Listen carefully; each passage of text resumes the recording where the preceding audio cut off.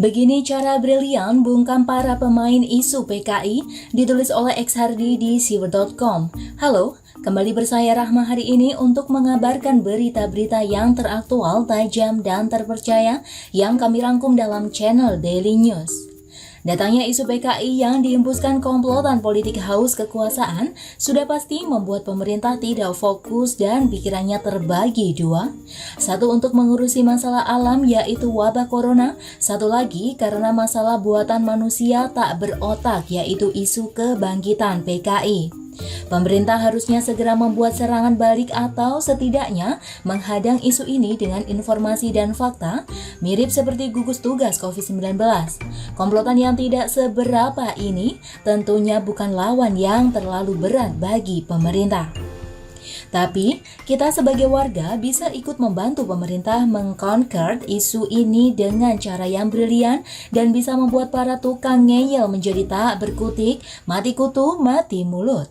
Ada beberapa cara yang bisa dilakukan oleh kita. Bagi yang menyebarkan hoax di media sosial, apalagi yang menyebarkan adalah warga kelas teri yang petantang petenteng, teruskan saja postingan orang ini ke pihak kepolisian. Cara lainnya adalah dengan menggunakan logika.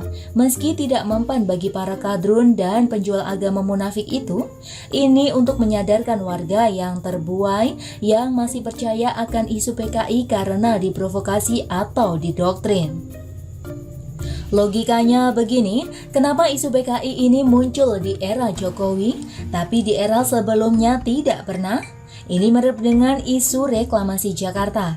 Kenapa reklamasi yang sudah jalan belasan tahun baru diributkan saat kampanye Anies? Kenyataannya, Anies kalah melulu di pengadilan dan banyak pulau diizinkan kembali untuk reklamasi. Dari sini saja sudah jelas kalau isu PKI adalah pesanan dan rekayasa dari keluarga sebelah untuk berkuasa. Nah, ini bagian serunya.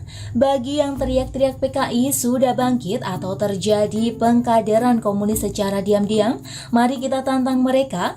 Kita bawa aparat dan media untuk meliput orang ini biar dia lebih jelas ngomongnya. Selama ini mereka tidak jelas ngomong siapa di balik PKI, markasnya mana, siapa pemimpin barunya. Ibarat kalau teriak maling, polisi harus tanya siapa yang kemalingan, di mana lokasi terjadinya, apa ciri-ciri pelakunya. Tukang teriak PKI harus ditanya dengan rinci. Kalau tidak bisa menjawab, berarti mereka bohong dan menyebar keresahan. Kalau mereka ngotot PKI sudah bangkit, ya sudah, bawa ke kantor polisi lalu orangnya diinterogasi. Kalau tidak mau atau bisa dijawab, berarti ada dugaan mereka menyembunyikan yang sebenarnya atau menyembunyikan keberadaan PKI. Atau kalau ketahuan itu cuma narasi, di mana mereka dibayar, berarti mereka ini pengacau keamanan, wajib ditangkap dan dipenjarakan karena meresahkan. Mereka teriak PKI bangkit, indikasinya adalah atribut yang terlihat di mana-mana. Di beberapa tempat masa bakar bendera komunis berlogo Palu Arit. Dari mana bendera itu berasal? Cuma dua. Contohnya kelompok sebelah demo ke Dubes India, bendera India dibakar. Dari mana bendera itu? Apakah dicuri dari kantor ke Dubes? Beli di India? Atau suruh penjahit jahit sendiri atau ke tukang sablon cetak sendiri? Lebih masuk akal yang mana? Sama dong kayak bendera komunis, cetak sendiri, jahit sendiri, teriak kayak orang stres lalu dibakar. Kalau mereka ngotot bukan jahitan sendiri, tanyakan lagi, bawa ke kantor polisi lalu interogasi di mana sumber bendera tersebut. Tapi, kalau ketahuan bikin sendiri artinya mereka buat keonaran, mereka harus ditangkap karena membuat keresahan dan mengganggu stabilitas nasional. Dan bagaimana menurut Anda? Silakan tulis komentar di kolom komentar ya. Jangan lupa like, subscribe, dan share ke media sosial Anda.